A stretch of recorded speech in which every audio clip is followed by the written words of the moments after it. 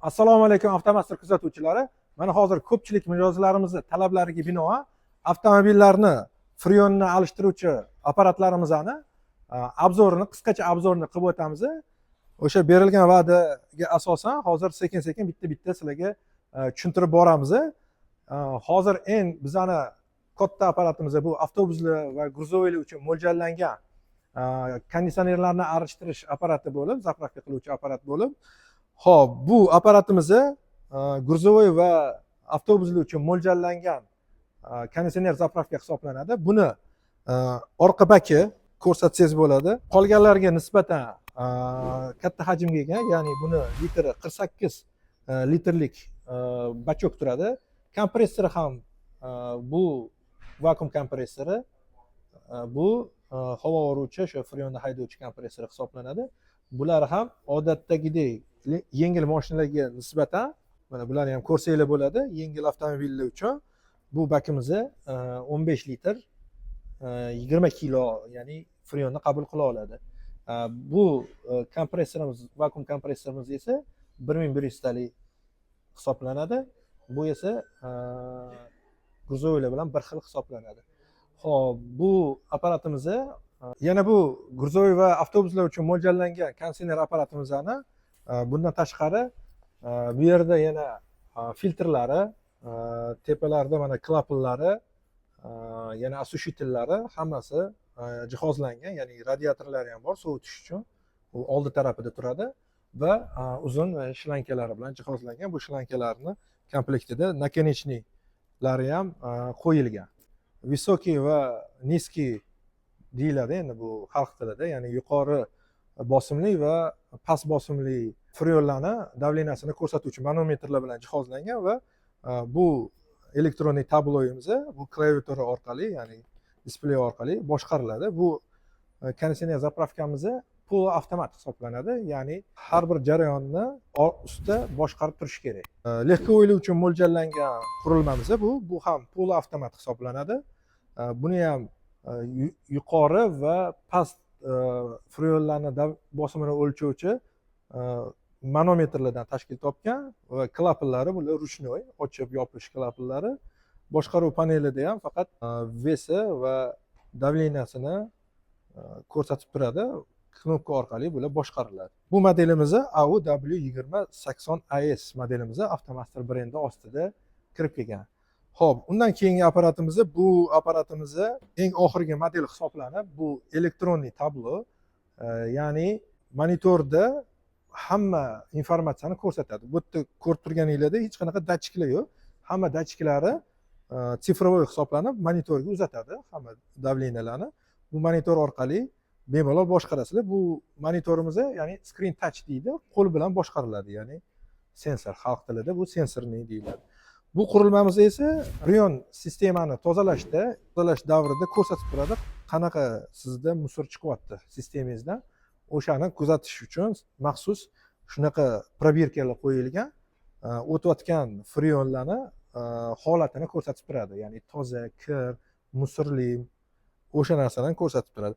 Bular esa pak-poye, bu pak-poye, ya'ni har bir konditsioner sistemasida o'zini yog'lash moylari bo'ladi. O'sha freon quyilayotgan paytda har bir mashinani o'zini belgilangan normativi bor. O'sha normativ asosida moylari quyiladi.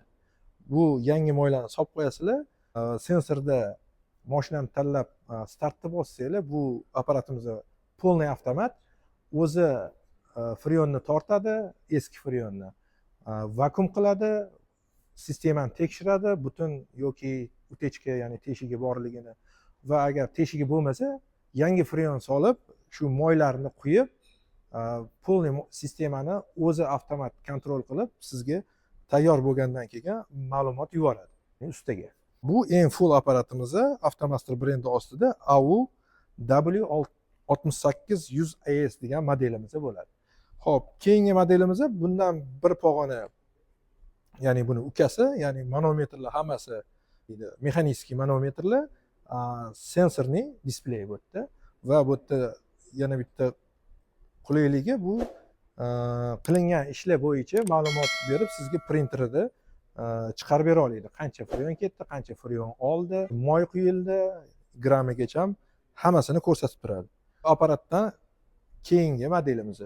Bu 5-variantimiz esa bu ham shu bilan bir xil bo'lib, ya'ni mexanический manometrli va sensorli ekranli tablo va bu yerda flashing tizimi ham bor, xuddi 3-apparatimizga o'xshab, ya'ni butun sistemani yuvish imkoniyatiga ega. Ya'ni tozalab berish funksiyasi bor. Bu probirkasida o'sha aytganimdek holatini ko'rasizlar. Sistemada qanaqa musorlar, qanaqa qaytib chiqayotganini.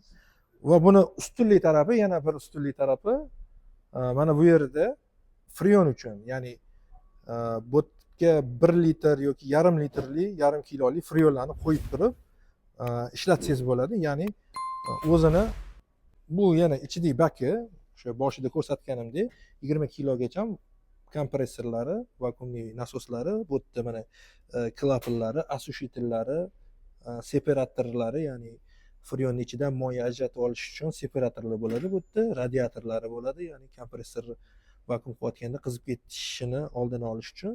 Bu funksiyamiz, bu narsamiz nimaga kerak deganda, bir xil mijozlarimiz umumiy bakti freondan foydalangiz kelmaydi, maxsus o'zi freon olib keladi yoki qanaqadir qimmatroq freon solishingizni xohlaydi. Ya'ni bu usti uchun yana qo'shimcha daromad bo'ladi.